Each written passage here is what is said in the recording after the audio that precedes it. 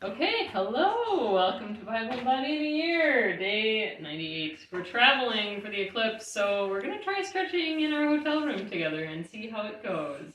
We are in 1 Samuel. We're going to skip the Luke, because we did it yesterday, and we're just going to try to get through it. Are you ready? Yes. Okay, let's go. Then Samuel Alright, this took a first flask stretch, of guys, olive is oil called Cat and House. poured We're going it to get on Saul's head and kissed him, saying, "Has not the Lord anointed you ruler over his inheritance? When you leave me today, you will meet two men near Rachel's tomb at Zelzah on the border of Benjamin. They will say to you, 'The donkeys you set out to look for have been found.' And now your father has stopped thinking about them and is worried about you. He is asking, 'What shall I do about my son?' Then you will go on from there until you reach the great tree of Tabor. 3 men going up to worship God at Bethel will meet you there. One will be carrying 3 young goats, another 3 loaves of bread, and another a skin of wine.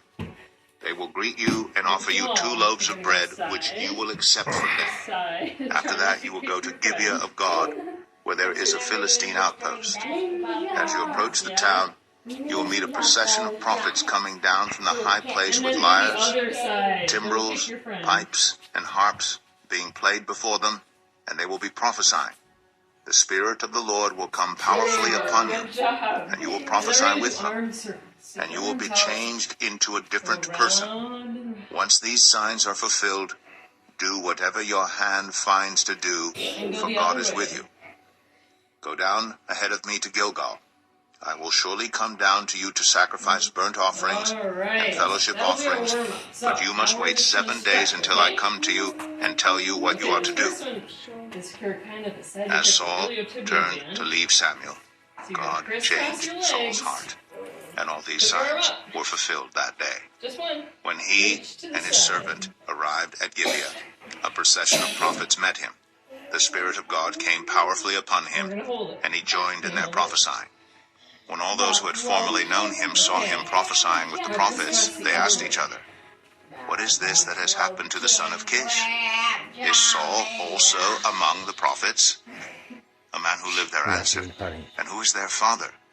So it became a saying, "Is Saul also among the prophets?" After Saul stopped prophesying, he went to the high place. Now Saul's uncle asked him and his servant, "Where have you been?" "Looking for the donkeys," he said.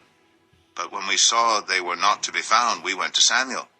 Saul's uncle said, "Tell me what Samuel said to you." Saul replied, "He assured us that the donkeys had been found."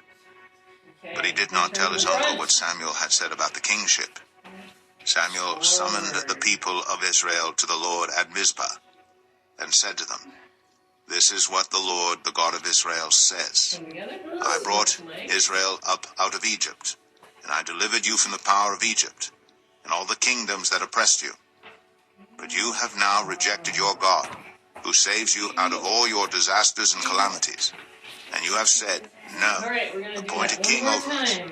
So now present yourselves before the Lord by your tribes and clans." When Samuel had all Israel come forward by tribes, the tribe of Benjamin was taken by lot. Then he brought forward the tribe of Benjamin, clan by clan. And Matri's doing the clan cartwheel was taken. Finally, Saul, son of Kish, was taken. But when they looked for him, he was not to be found.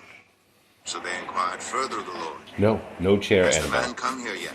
Okay, so And the Lord said, "Yes, he has hidden himself among the supplies." Annabelle, They no ran and chair. brought him out. As he stood among the people, he was a head taller than any of the others. Samuel said to all the people, "Do you see the man the Lord has chosen? There is no one like him among all the people." Then the people shouted, "Long live the king!" Samuel explained to the people the rights and duties of kingship. He wrote them down on a scroll and deposited it before the Lord. Then Samuel dismissed the people to go to their own homes. Saul also went to his home in Gibeah, accompanied by valiant men whose hearts God had touched. But some scoundrels said, "How can this fellow save us?" They despised him and brought him no gifts. But Saul kept silent. And try and reach your fingers. 1 Samuel 11. Nahash the Ammonite went up and besieged Jabesh Gilead. And all the men of Jabesh said to him, "Make a treaty with us, and we will be subject to you." But Nahash the Ammonite replied, "I will make a treaty with you only on the condition that I gouge out the right eye of every one of you, and so bring disgrace on all Israel." The elders of Jabesh said to him, "Give us 7 days so we can send messengers throughout Israel. If no one comes to rescue us, we will surrender to you." When the messengers came to Gibeah of Saul and reported these terms to the people, they all wept aloud. Just then Saul was returning from the fields behind his oxen, and he asked, "What is wrong with you? Annabelle, come over Why are they here. weeping?" Then they repeated to him what the men of Jabesh had You're said. not being silly. When Saul heard their words, the Spirit of God came powerfully upon him, and he burned with anger. He took a pair of oxen, cut them into pieces, and sent the pieces by messengers throughout Israel, proclaiming, "This is what will be done to the oxen of anyone who does not follow Saul and Samuel." Then the terror of the Lord fell on the people, and they came out together as one. When Saul mustered them at Bezek, the men of Israel numbered 300,000, and those of Judah 30,000. He told the messengers who had come, "Say to the men of Jabesh Gilead, by the time the sun is hot tomorrow, you will be rescued." When the messengers went and reported this to the men of Jabesh, they were elated. They said to the Stop it, Ammonites, Annabelle. "Tomorrow we will surrender to you, and you can do to us whatever you like." Let's listen. The next day Saul separated his men into 3 divisions. During the last watch of the night, they broke into the camp of the Ammonites and slaughtered them until the heat of the day. Those who survived were scattered, so that no 2 of them were left together. The people then said to Samuel, "Who was it that asked, 'Shall Saul reign over us?' Turn these men over to us so that we may put them to death." But Saul said, "No one will be put to death today, for this day the Lord has rescued Israel." Then Samuel said to the people, "Come, let us go to Gilgal and there renew the kingship." So all the people went to Gilgal and made Saul king in the presence of the Lord. There they sacrificed fellowship offerings before the Lord, and Saul and all the Israelites held a great celebration. 1 Samuel 12.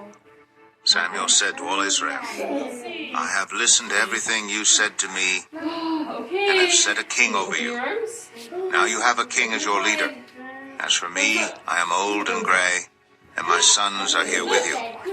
I have been your leader from my youth until this day. Here I stand.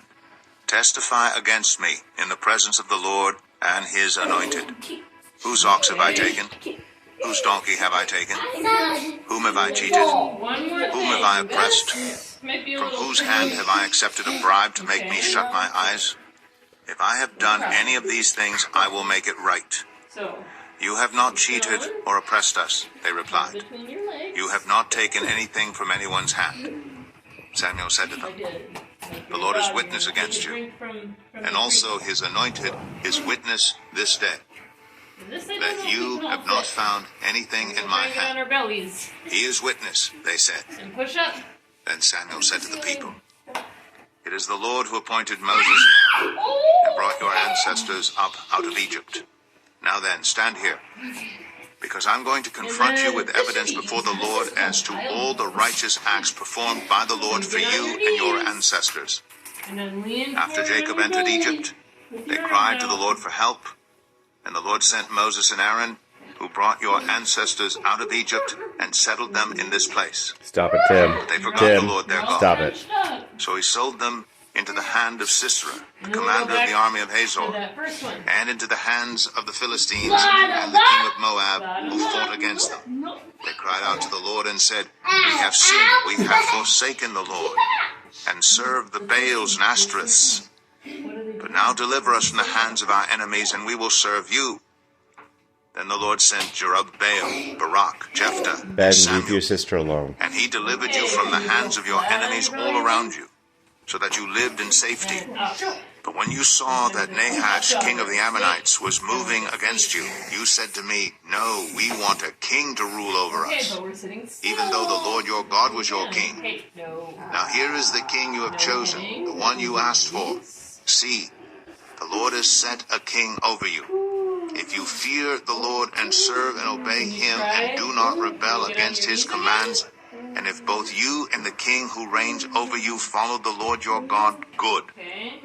But if you do not obey the Lord, and if you rebel against his commands, his hand will be against you, as it was against your ancestors. Now then, stand still and see this great thing the Lord is about to do before your eyes. Is it not wheat harvest now? I will call on the Lord to send thunder and rain. And you will realize what an evil thing you did in the eyes of the Lord when you asked for a king. Who has a Then stretch? Samuel called on the Lord. Like, What's your And that let's same wrap this day up the Lord quickly. sent thunder and rain. The cameraman's arms are getting tired of being held out in front of him for 10 minutes and 53 The seconds. people all said to Samuel, "Pray to the Lord your God for your servants so that we will not die. For we have added to all our other sins the evil of asking for a king." "Don't be afraid," Samuel replied. "You have done all this evil, yet do not turn away from the Lord, but serve the Lord with all your heart. Thank you for joining me. We're going to call it a day. I hope They can do you no you're good, enjoying listening nor to the can they Bible rescue years, you, getting some because they are good useless. exercise. For the sake of his great name, the Lord will